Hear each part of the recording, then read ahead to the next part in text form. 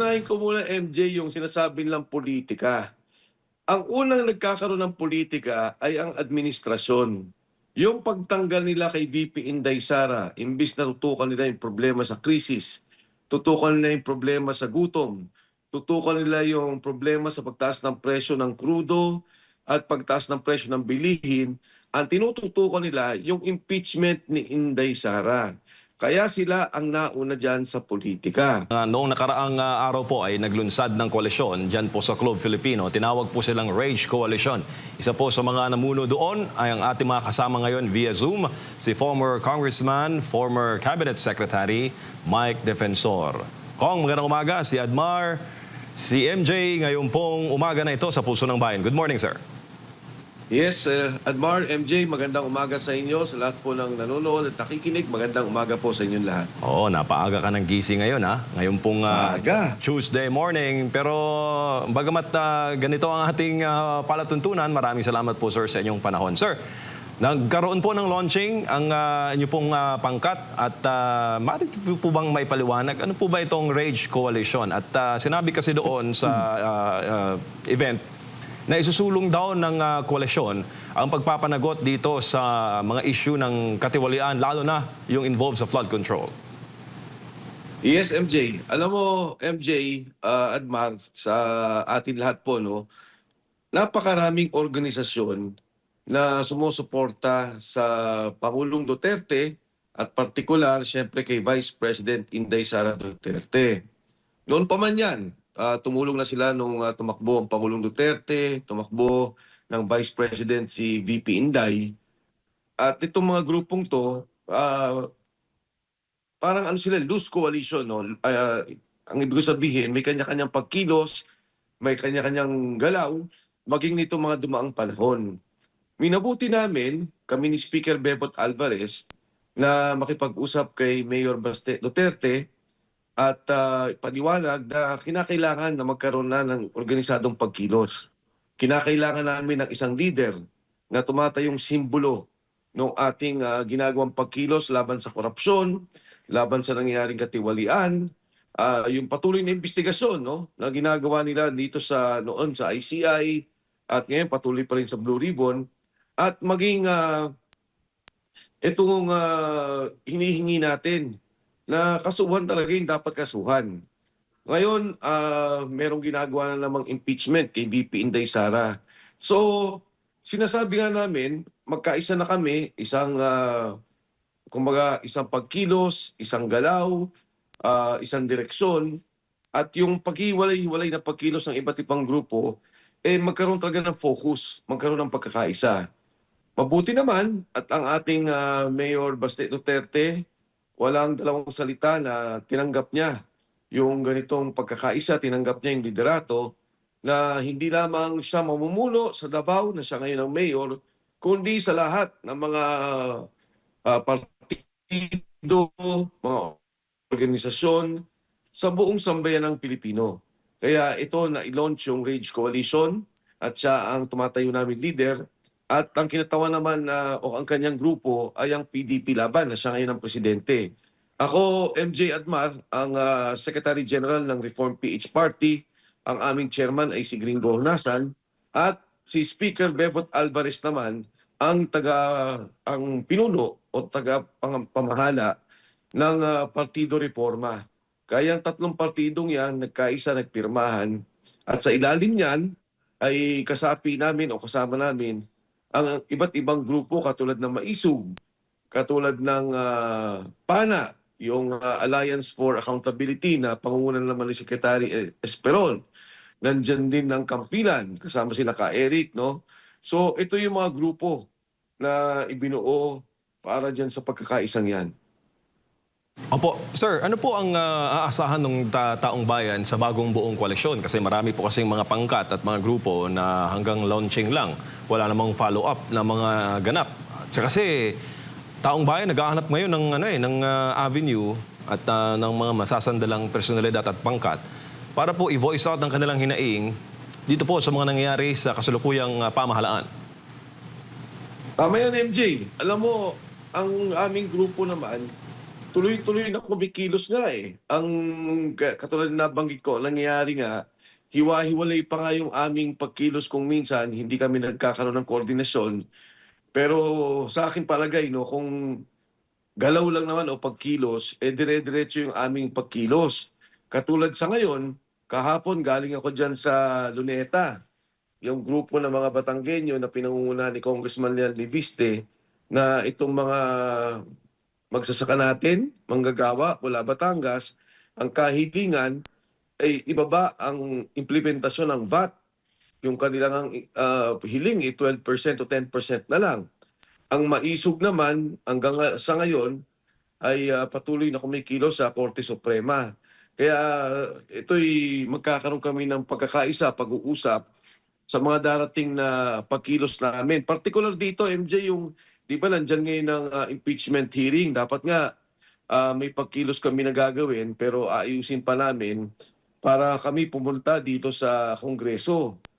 Pero yun nga, sa ngayon wala namang grupo o hindi naman pa pumupunta si VP Inday Sara. Pero baka ngayong araw lang o bukas ay mabubuo na namin yung mga koordinasyon. Hindi na naman to pagkilos, MJ. Meron na gumagawang pagkilos, yung koordinasyon na lang para kami makapagtulong-tulong at mabigyan ng suporta ang pagkilos ng bawat isa sa amin. Opo, mayroon kasi mga komento, Kong Mike, na naghahanda na raw ang kampo ng mga Duterte sa worst case scenario in case na mapa-impeach o magkaroon ng conviction sa Senate Impeachment Court. Kung aabot man tayo doon sa story na yon, para po sa 2028, ang plan B daw ay si Mayor Baste. Anong masasabi mo doon, sir? Tinawag nilang worst case scenario. Alam mo, uunahin ko muna, MJ, yung sinasabi nilang politika. Ang unang nagkakaroon ng politika ay ang administrasyon. Yung pagtanggal nila kay VP Inday Sara, imbis na tutukan nila yung problema sa krisis, tutukan nila yung problema sa gutom, tutukan nila yung problema sa pagtaas ng presyo ng krudo at pagtaas ng presyo ng bilihin, ang tinututukan nila yung impeachment ni Inday Sara. Kaya sila ang nauna dyan sa politika. Ngayon, binabanggit mo ngayon, MJ, kung magsakali daw na matanggal si VP Inday Sara ay nakahanda na andito si Mayor Baste Duterte. Totoo po yan. Andyan po kami at sinasabi na namin sa kanila, huwag kayong pakasiguro. Huwag niyong isipin na pagka natanggal nyo sa impeachment si VP Inday Sara ay tapos na ang mga Duterte. Tapos na ang inyong pananagutan. Tapos na yung takot nila na baka balikan sila doon sa mga ninakaw nilang pera ay mawala na. Hindi po. Nandiyan po si Mayor Baste Duterte at kung papakinggan mo, MJ Admar, nagulat ako eh. Dahil lang sabi nila, ipikit mo yung mata, pakinggan mo si Baste Duterte. Kako, tinitingnan ko si Baste Duterte, pati yung mga mannerism, yung kanyang pananalita, yung mga kanyang kilos, talagang para ko nakikita yung bata si Pangulong Rodrigo Duterte. Kaya totoo po yan. Hindi po tapos ang laban, hindi po kami sumusuko. Ang amin ho yung paninindigan, yung amin yung prinsipyo. Ang sabi ninyo may makukulong, ang sabi niyo may mababalik na pera. Nangyari nga, MJ lahat ng mga frozen accounts doon sa AMLA, doon sa hinawakan nila mga pondo, ngayon wala na. Nakakawala na lahat, yung mga deposito na we-withdraw na. Tapos hanggang ngayon, wala tayong naririnig na kaso, wala tayong naririnig na nananagot. Talagang moro-moro ang nangyari sa ating bansa. At ito yung aming paninindigan at prinsipyo. Itigil ang korupsyon, itigil ang kurakot, panagutin yung mga kumuha ng pera. At higit sa lahat, itong ating krisis sa ngayon, sagutin natin kung ano yung problema. Sagutin natin kung paano matutulungan ang bawat pamilyang Pilipino. Opo, Kung Mike, paano naman po ang partisipasyon ng mga overseas Filipino worker? Kung sila po isasali sa RAISE Coalition, paano naman po ang ordinaryong Pilipino? Paano po sila makapag-participate sa inyo pong mga tahak? Yes, MJ. Alam mo, itong aming grupo naman, talagang loose coalition. Andyan po yung mga partido, yan po yung pangunahing nagkaroon ng pirmahan, pero nandyan po ang mga individual at mga organisasyon. Magugulat ka, MJ, no? Ang grupo na organisado para kay Pangulong Duterte at kay Inday Sara Duterte ay umaabot ng halos 750 organizations. In fact, yung mga nakapirma dyan, umagit kumulang mga 600 yung pumirma dito sa Rage Coalition. Kaya nga nung nagkakaroon ng pagkilala ng bawat grupo, sinabihan ko na yung mga tao, sabihin nyo doon sa MC, hindi kaya na kilalanin ng lahat, una, dahil napakarami. Pangalawa, siyempre pagka ganun lang kadami at malit lang yung aming lugar, kasi ang nirequire namin, 2 o 3 lang bawat organisasyon. Kaya yan po yung kalaki ang grupo na sumusuporta sa mga Duterte noon pa man. At nakakagulat hanggang ngayon ang init ng kanilang pagsuporta at ang kanilang panawagan na maibalik ang serbisyong Duterte sa ating bansa. Bago lang po si Partner Admar, Kong Mike, sinabi po kasi doon sa speech ni Mayor Baste at nanawagan po siya na i-contact siya kung di man raw siya ma-contact ng mga incumbent congressman, kontakin daw po kayo o kontakin po si former Speaker Bebot Alvarez. Kung gusto daw nilang lumipat, tumawid na po, no? Ang word na ginamit ay kung gusto mag-defect. Meaning po ba may mga feelers, may mga nagpapaabot po ng signal mula po sa kabilang political samahan na tatawid sa inyo? Marami, MJ. Marami nakipag-usap. Maraming gusto malaman kung paano siguro makapag-ayos. Dahil siguro ayaw na rin nila yung nakikita nila. Hindi nila rin nagugustuhan, no? Itong nangyayaring impeachment. Sa katunayan, marami ang ayaw na pag-usapan itong impeachment pero napipilitan din dahil siguro may pagtulak ang taas, ang administrasyon para dito nga sa sinasabing pagtatanggal kay VP Inday Sara. At syempre, umahanap din sila ng papayungan. Kung sila ba'y tanggap, kung sila ba'y pagbibigyan, kung ano ba yung magiging usapan o magiging tulungan dito sa administrasyon kay Vice President Inday Sara sa darating na panahon.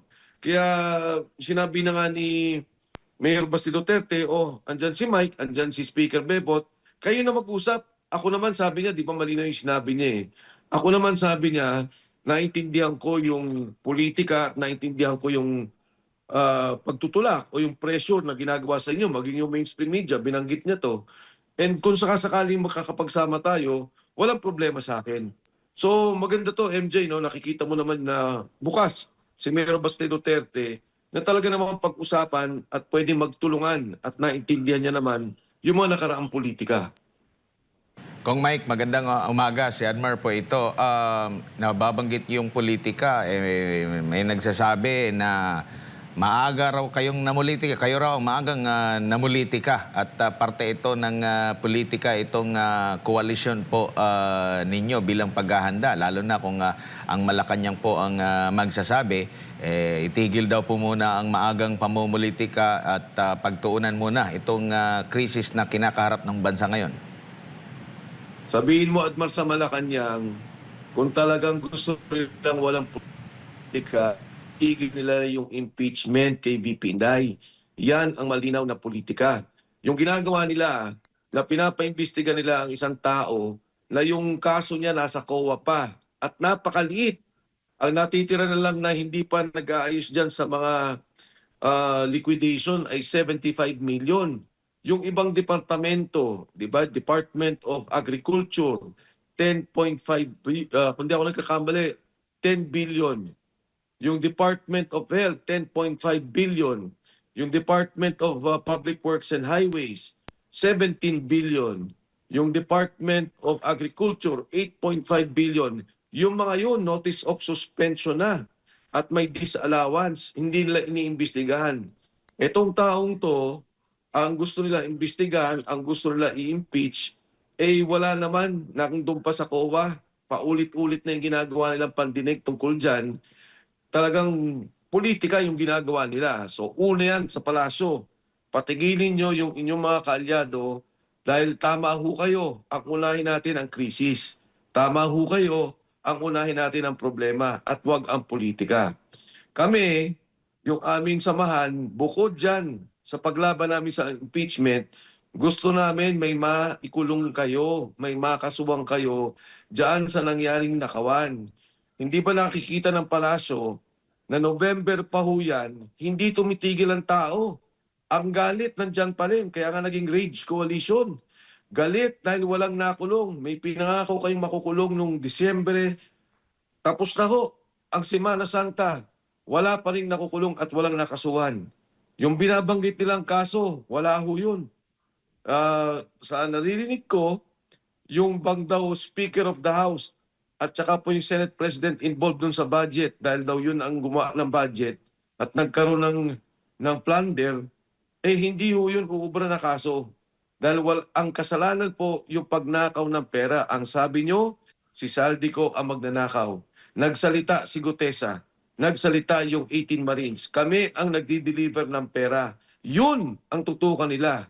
Yun ang tingnan nila. At palagay ko, pag yan ang ginawa nila, makakalma ang taong bayan. Opo, tinanong po ang palasyo kahapon sa press briefing na imbis daw, tinanong na imbis na punahin yung mga ginagawa ng Pangulo, why not mag-suggest at magbigay ng rekomendasyon? If ever man na hindi mamuna ang Duterte camp, if ever magbigay sila ng suggestion at tulong sa pamahalaan, bukas po ba yung palasyo? Ang sagot dito ng ni Yusek Claire Castro, quote-unquote, sabi ng Pangulo, nothing is off the table kahit saan galing yan.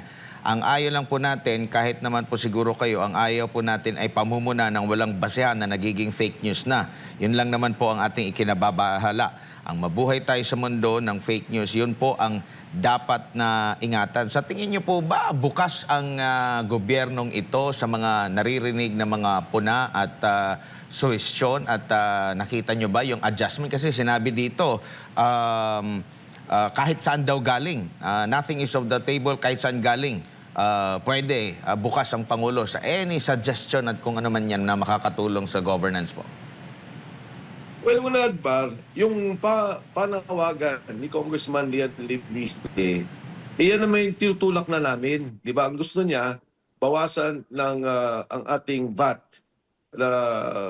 from 12% to 10%.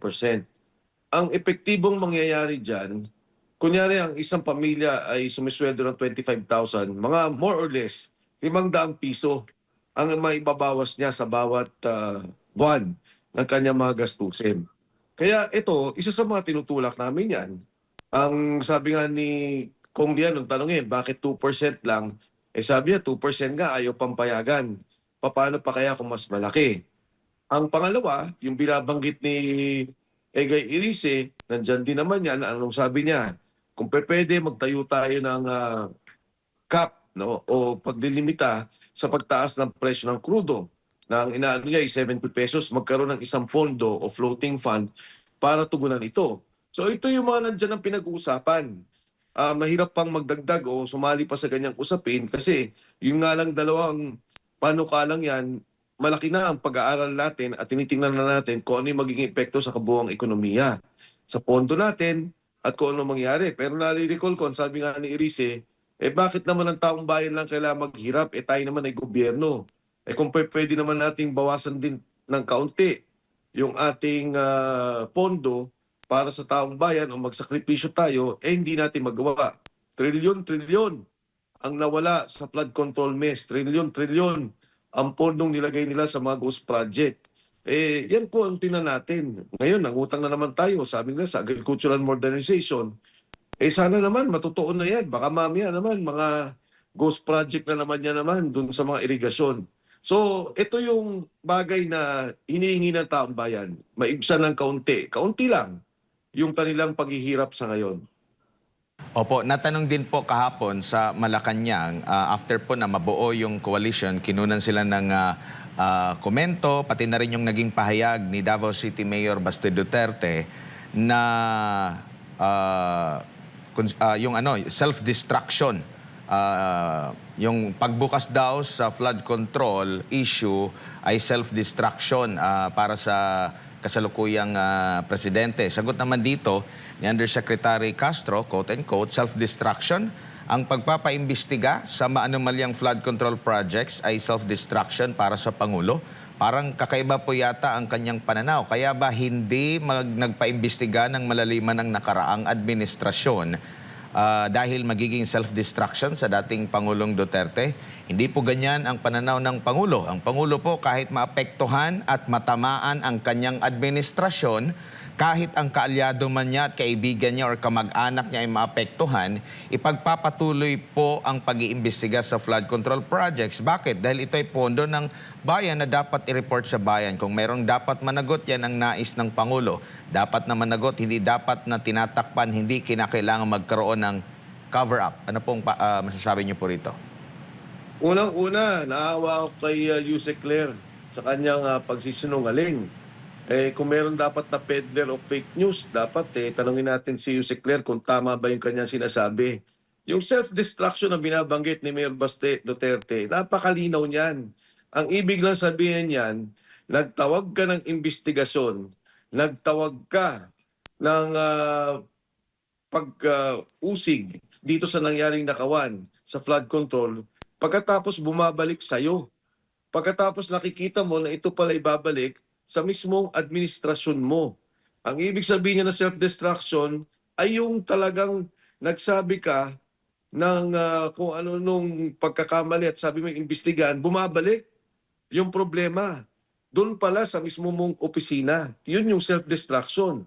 Kaya yung sinasabi nila na nanawagan ng Pangulo, hindi yung totoo. Yung ICI nga, ano nangyari? Wala naman binigay na pag-aaral ng ICI o kaso na dapat kasuhan. O ano may nagsinabi si Diskaya, may affidavit yan. Pinirmahan. Inimbestigahan ba nila yon? Hindi. Nagsalita si Gotesa, may affidavit. Imbis na imbestigahan nila, pinailan pa nila sa korte. Tapos ay lang tanggapin yung kanyang affidavit.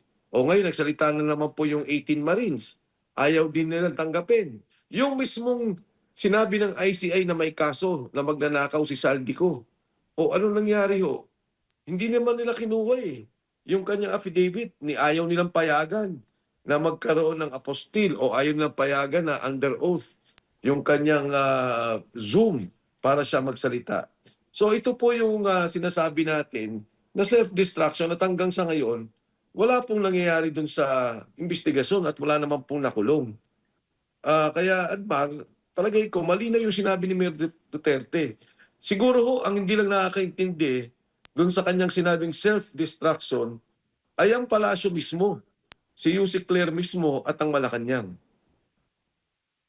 Opo, at mayroon pang siyang sinabi rito, may kaugnayan din doon sa una kong tanong din po kanina, no, patungkol sa pamumulitika. Sabi niya ni Yusek Castro rito, ang Pangulo po ay hindi namumulitika, ang Pangulo po ay nagtatrabaho. Kitang-kita po natin yan sa mga report na binibigay namin.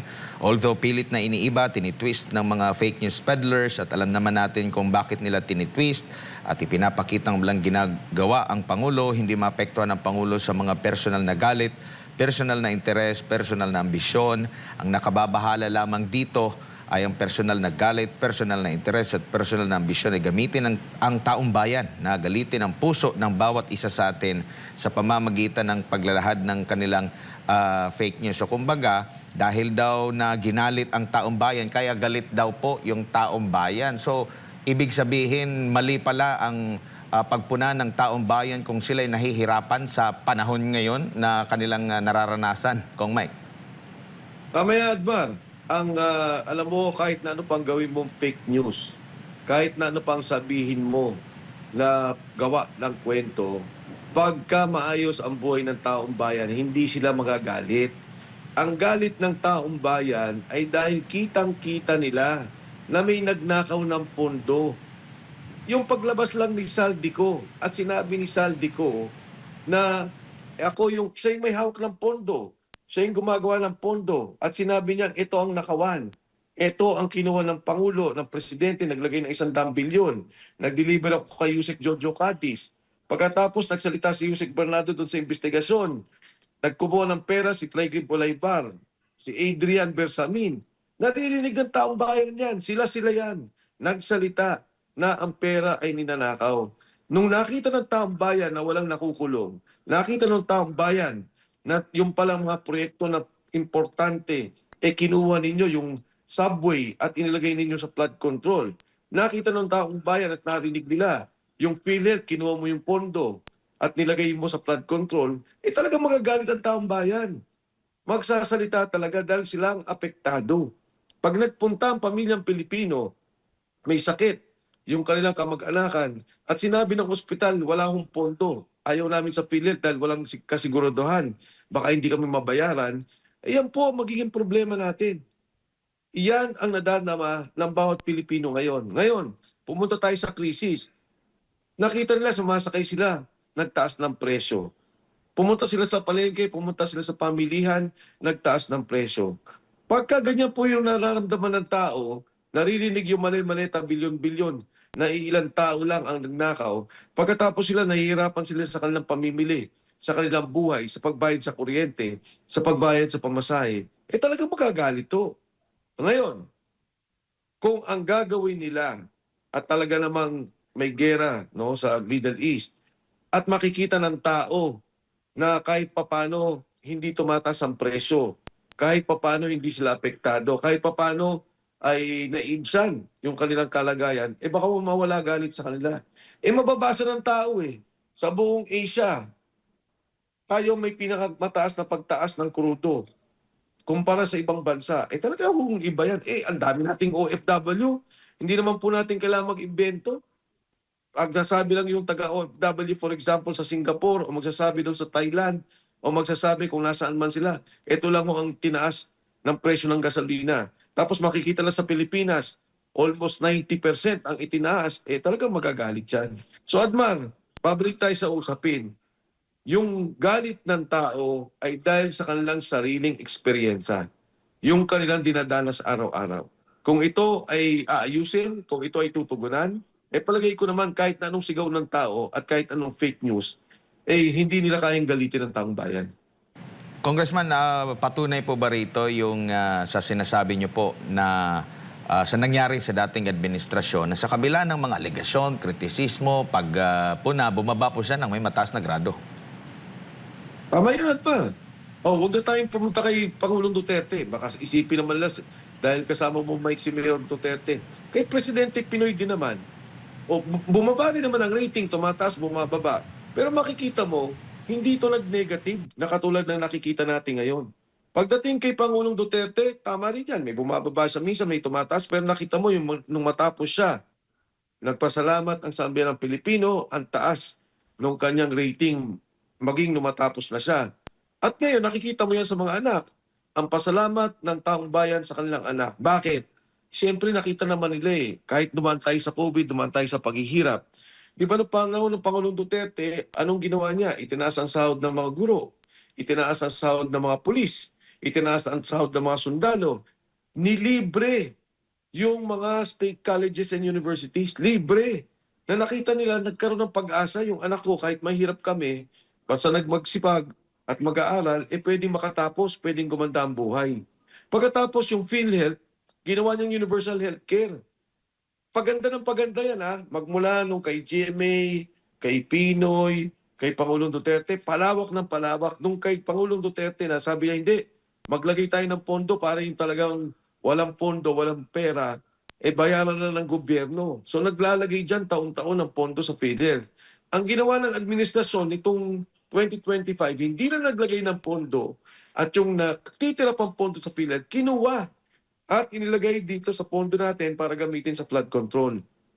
Yan malinaw naman yan Kahit anong debate, hindi mo pwedeng itago. Dahil nasa papel, ginawa nila yung batas, ginawa nila yung pagtanggal na opisyal, at yan ay naririnig at nakikita ng mamamayang Pilipino.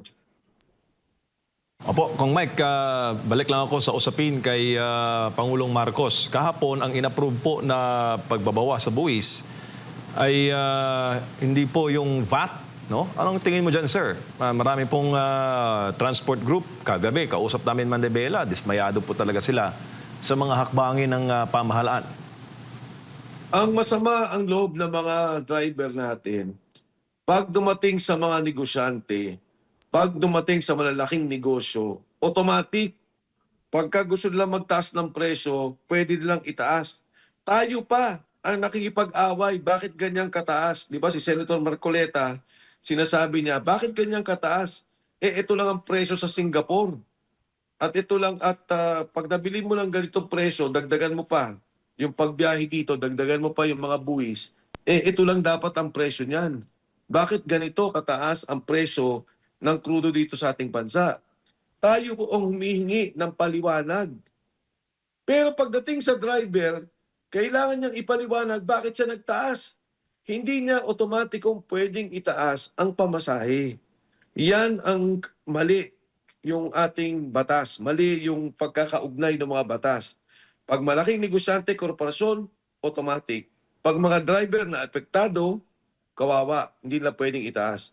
So ito yung kailangan nating ayusin. Pagdating mo naman mismo sa mga pasahero, yun yung binabanggit ko kanina, mararamdaman lang naman yan ng taong bayan. Tataas ang pamasahe nila, syempre pag tumaas ang krudo, tataas ang pamasahe nila, bawas na naman sa kanilang kinikita. Pagdating sa mga produkto, otomatiko na yan. Kasi pagka ikaw ay nagbiyahe, hindi ka naman kumukuha ng pasahero, nagbiyahe ka ng gulay o nagbiyahe ka ng bigas, dahil tumaas ang krudo, kailangan mo na rin itaas yung iyong pagbebenta para kumita. No, yung mga nagpapabiyahe ng mga produktong to. Kaya ito nga, MJ, yung binabanggit na pagbaba, pasalamat na rin tayo dun sa LPG at kerosene na kahit paano may ibababa yan. Pero hindi sapat. Andyan na yung emergency powers Nandyan na lahat ng poder na ibinigay natin. Kailangan natin sagutin. Hindi naman pwedeng bahala na kayo sa buhay nyo. Siyempre, kailangan merong pondo na itatapat ang gobyerno para namang wag mahirapan yung mga tao. May subsidyo talaga, hindi natin maiwasan yan. Mangyayari yan. Nung COVID nga, di ba? Ginawa din natin yan Yung mga tao walang trabaho, o ito, meron muna kayong pondo. Pero ito, ang hinihingi natin, yung pangkalatan, dahil nakapagtrabaho naman ng tao, kumikita naman lahat, medyo tulungan naman natin sila sa kanilang gastusin. Alalayan naman natin sila doon sa kanilang pang-araw-araw na ginagastos para sila mabuhay. Opo, huli na lang Kong, kayo po ba ay kakasa sa habon ni Pangulong BBM kahapon? Naghamon po siya na kung sino raw po ang gustong sumabay sa kanya sa pag-ehersisyo sa Malacanang, abay willing po siya. At may naalala po ba kayo, sir? Kasi maraming mga kumakalat ngayon ng mga larawan sa social media comparing the President and his late dictator father, Marcos Sr., na makita rin noon sa kapanahunan niya ng mga larawan ng pag-ehersisyo just to prove na wala siyang karamdaman. Alam mo, MJ, maraming nangyayari sa ngayon na nakikita natin nung nangyari sa nakaraan. Di ba? Kung titingnan mo, yung diktatorya noon, initially, when it was imposed in 1972, yung simbahan nandyan, sumuporta doon sa martial law. Maraming mga partido. Ngayon, nakikita mo yung mga kalaban niyang partido katulad ng liberal ay tahimik doon sa nangyari at nakikitang korupsyon. Of course, maging sa mga, binanggit nga to ni Mayor Baste, di ba yung mga negosyante, maraming takot na totoo ho yan. Kasi nga, siyempre, imbis na gipitin sila, tahimik na lang sila. So marami tayong nakikita at naisa sa larawan. Yung military, pangunahin, di ba? Tahimik, sumuporta. Ngayon, nakikita natin tahimik. Pero ako, ang palagay ko, MJ, bukas naman yung mata ng marami. Bukas yung mata at tenga ng marami. Hindi sila bulag, hindi sila bingi. Nakikita nila yung realidad. Katunayan, maraming ang mga kasundaluhan, mga kapulisan. Pag nag-uusap kami, nararamdaman ko, naramdam nila yung nangyari sa ating bansa. Dahil yan din naman mga Pilipino. May pamilya rin sila, binubuhay din nila yung kanilang pamilya. At sa aking palagay, maging sa marami sa mga simbahan, iba't ibang sangay ng simbahan, naririnig ko na rin yung ganyang pananalita. Of course, malinaw naman, di ba, yung ating sinasabi na 2028, lalaban tayo. Ang tanong natin is, kaya pa ba ng bansa? Kaya pa ba ng sambayan ng Pilipino? Kaya pa ba ng bansa natin itong kawalan ng tiwala sa gobyerno, kawalan ng pag-asa sa mga nangyayari? Wag naman sana, Wag naman sana. Pero dapat din naman ang palasyo, ang presidente, kumilos din ng tama. Wag sila magsabi ng politika kung sila mismo ang unang namumulitika. Yan ang impeachment na yan, pangunahin yan. Malaki ang magiging problema natin. Yung pag-aaway-away na yan, yung division na mangyari, dulot nitong politika ng impeachment. Tingnan ninyo, makikita natin yan muli. Yung sinasabi nila na tumulong kayo dahil may problema tayo, hindi yung mananahimik ang bansa. Hanggat may mga ganitong pagkilos na sa likod, sa harap, sinasabi niya, tumigil tayo magtulungan, pero pag nakatalikod, iba ang ginagawa. Yan po ang problema sa ating bansa. Yung ginawa nila kay Pangulong Duterte, ganun din eh. 2023, sabi nila, wala tayong ICC. Alis na tayo dyan, hindi tayo tutulong, wala tayong gagawin. Pero 2023, sinimulan nila yung investigasyon. 2024, inilipad nila sa malayo yung ating Pangulong Duterte. Yan, patuloy na tinik na nagpapatuloy ang galit ng tao. Tinik sa dibdib ng bawat isang Pilipino. Bakit isinuko ang Pangulo sa isang banyagang korte? Kahit hindi ka supporter ng Pangulong Duterte, pero ikaw malinaw ang iyong pag-iisip, alam mo na hindi lang ito pagsuko ng isang tao. Pagsuko ito ng ating korte sa kanyang jurisdiksyon at pagsuko to ng soberenya ng ating republika sa isang banyagang korte at banyagang batas. Kong, huling na lamang po, ano pong masasabi niyo po?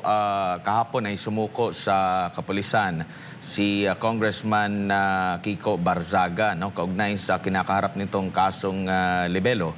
Kung matatandaan natin, mga mambabatas din, mga kongresista din yung ilan sa mga nagsampa ng kaso po sa kanya. Ano pong masasabi niyo po rito, sir? Alam mo, Admar, nabanggit ko to din to kay Mayor. Yung kaso sa akin, may mga kaso na rin nakafile sa akin. Yung mga kumpanya na hindi man ako yung may-ari, may involvement lang ako, ay pinapasara, sinususpend. Yung isang kumpanya na talagang pamilya ko naman, no? Hindi naman ako talaga yung may-ari, pamilya ko. Alam mo, 100 tao ang mawawalan ng trabaho. Doon sa isang kumpanya na ako'y nahalal na pangulo, investor lang naman ako, 700 tao ang mawawalan ng trabaho. Etong kay Kiko, nung nakita ko kagabi, sabi ko nga, kawawa tong batang to, pero matapang yan. Matapang yan si Kiko Barzaga, suportado namin yan. Pero isipin nyo, ang paggamit ng iba't ibang ahensya ng gobyerno para manggipit ng taong bayan. Ayan, hanggang sa ngayon naman, si Pastor Kibuloy, nakakulong pa rin. Hindi ganito, tahimik na batas militar ang pinapagana nila. Ginagamit ng mga ahensya. 9 na taon ako nasa kabinete. 9 na taon kaming nasa poder. Never namin ginamit yung aming poder, yung aming lakas para manggipit ng tao. Malapit na matapos ang administrasyong to. Lahat ng gumagawa ng yan, tandaan nyo, ang buhay, no? Ang ating pong bilog po yan. Para yan, minsan nasa taas ka, minsan nasa baba. Wag na wag po tayong gumamit ng ating lakas para manggipit ng tao dahil babalik po sa inyo yan.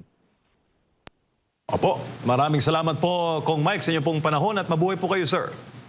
Maraming salamat, MJ Admar, at sa lahat po ng ating mga kababayan. Magandang umaga po sa inyong lahat. Maraming salamat. Si former Congressman Mike Defensor po ating nakasama. Kaugnay nga po dito sa mga samot-saring issue na nagaganap po sa ating bansa ngayon, lalo na. At nasa gitna po tayo ng krisis, ang mga hakbang ng kasalukuyang gobyerno at usaping pampolitika.